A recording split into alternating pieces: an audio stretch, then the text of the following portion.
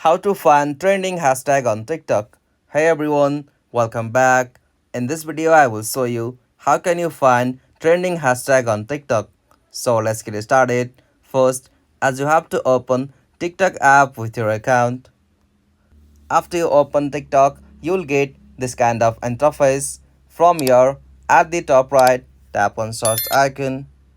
From here, in the search bar, simply you'll have to type a general keyword like fitness, fashion or any kind of topic from where you want to extract the hashtag. Simply search for any topic.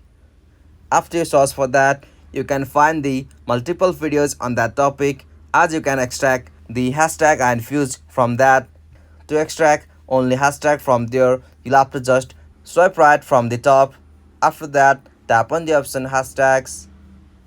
From this section, you can find a lot of trending hashtag for that topic on TikTok. Simply from here, you can add it on your video or post also.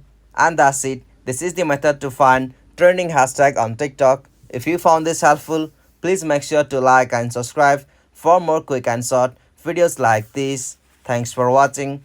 Have a good day.